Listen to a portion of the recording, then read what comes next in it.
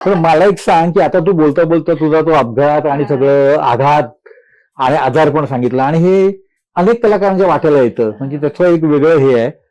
परंतु ज्यावेळेला आपण आपल्या मनोरंजन क्षेत्राचा विचार करतो त्या हे दुखणं लोकांना माहिती नाही पडत. ते का का असं होत असेल म्हणजे लोकांना असं वाटतं ग्लॅमर आहे फक्त. लोकांना काय वाटतं की स्क्रीनवर येणं हे स्क्रीनवर आलेला प्रत्येक व्यक्ती ही म्हणजे मस्त यार काय छान छान अरे काय मजा आहे यांची अरे शॉर्ट कपडे घालून अरे काय करते असं हे नुसतं नावं ठेवतात. म्हणजे पण त्याच्या मागचा जो कलाकार तो तिथे उभा असतो तो काय काय कुठल्या कुठल्या गोष्टीतून जातो हे त्यालाच ठाऊक आहे. खूप मेहनत आहे प्रचंड मेहनत. आज बाहेर 44 डिग्री असो किंवा कितीही थंडी असो कितीही बर्फ असो पण त्या व्यक्तीला त्या हिरो हिरोईनला तिथं उभं राहायचंच आहे का कारण तिला तिचं ते काम आहे कर्म आहे आणि तिचा तो ती आतमध्ये एक कला जपते आणि ती जपलेली कला तुम्हाला तुमच्यापर्यंत पोहोचवण्यासाठी ती मेहनत करते जेणेकरून तुमचं एंटरटेनमेंट व्हावं.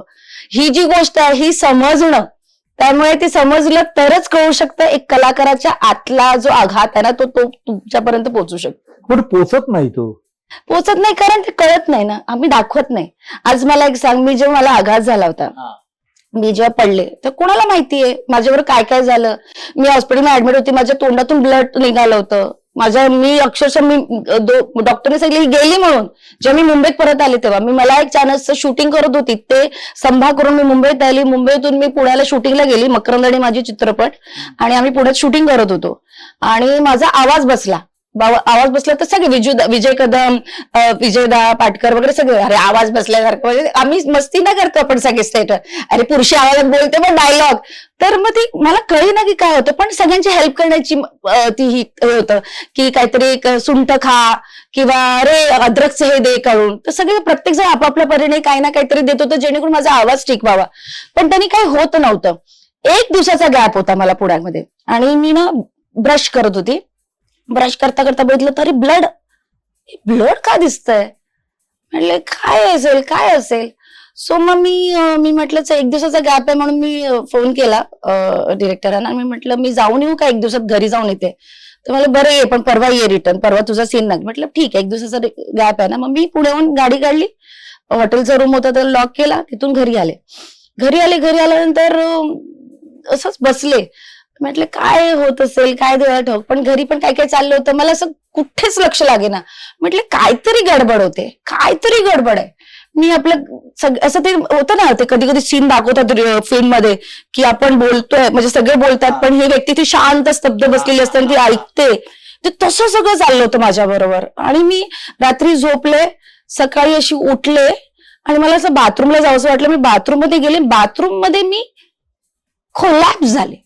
म्हणजे माझे डोळे वरती गेले माझ्या तोंडातून ब्लड निघालं आणि बेशुद्ध. म्हणजे माझा नवरा म्हणाला होता की तुझे डोळे सफेद हे बुबळ दिसत होती तुला खेचत बाहेर आणलं. मला खेचून आणलं बाहेर मला तर तोंडात पाणी टाकलं तर मी उठले परत ब्लड उलटी केली. उलटी म्हणजे खाल्ला पण असं सगळीकडे ब्लड. मग मला असं झोपवलं त्यालाही कळेना की काय होत आहे. मग त्यांनी एका डॉक्टरांना फोन केला आमचे डॉक्टर आहेत निगम डॉक्टर त्यांना बोलवलं ते घरी आले. त्यांनी बघितलं की हिला त्वरित उचला आणि घेऊन जा म्हणून हॉस्पिटलमध्ये आणि आयसीयूसी मध्ये. मी काही सांगू शकत नाही जो हे वेगळं काहीतरी वाटतंय. घेऊन गेले आयसीयू मध्ये ऍडमिट केलं. तिथे सुद्धा ना मी अशी उभी राहिले मला ते सगळं कळत होतं की माझ्या आजूबाजूला काहीतरी चाललंय सगळे बोलतायत मला काहीतरी होत आहे मी काहीतरी करते. मी ती जी मला कपडे चेंज करणार तिच्याशी पण मी बोलत होती ती माझ्याशी हसत होती आणि तिच्याशी बोलता परत उलटी करते आणि ब्लड. मग डॉक्टर आले डॉक्टरांनी चेकअप केलं. डॉक्टरने सांगितलं की 24 असं सगळ्यांनाच टाइम दिला. सगळ्यांनी कोण देवाची पूजा करताय कोणी नमाज पडताय कोणी काय सगळ्यांना वाटलं ती गेली आता काय माहिती काय होत आहे. पण त्या 24 तासामध्ये असं ऑपरेट झालं की दुसऱ्या दिवशी मी उठून बसले आणि बाजूला बसलेल्या आजी बरोबर बोलत बसले. अचानक सगळं हे मिरॅकल आहे हे माहित नाही काहीतरी असेल देवाची कृपा की वाचले म्हणून. पण ते झालं आणि दुसऱ्या दिवशी 2 दिवसाचा गॅप घेतला आणि परत मला एक चॅनलच्या शूटला गेले मी आणि ते शूटिंग केलं. ही कमिटमेंट बांधितली. आणि हे जे आहे ना हे हे एक कलाकार म्हणून हे लोकांपर्यंत पोहोचवायला आपल्याला संधी मिळत नाही. लोकांना माहीतच नसतं काय होतं यांच्या बरोबर, हे कशापासून चालतात. हे मग त्यांनाही बोलेल, अरे किती जाडी झाली, अरे किती काय, अरे काय असं, म्हणजे जो रूप चेंज होतो प्रत्येक स्त्रियांमध्ये, प्रत्येक पुरुषांमध्ये एक फेस असतो आणि तो चेंज होत असतो. आणि त्याच्याबरोबर तुम्हाला एलिगन्सी आणणं, स्वतःला डेव्हलप करणं, कितीही काही झालं तरीही हसत राहणं, चांगलं बोलणं, चांगलं दिसणं, हे जे आहे ना हे फक्त कलाकारामध्येच असतं.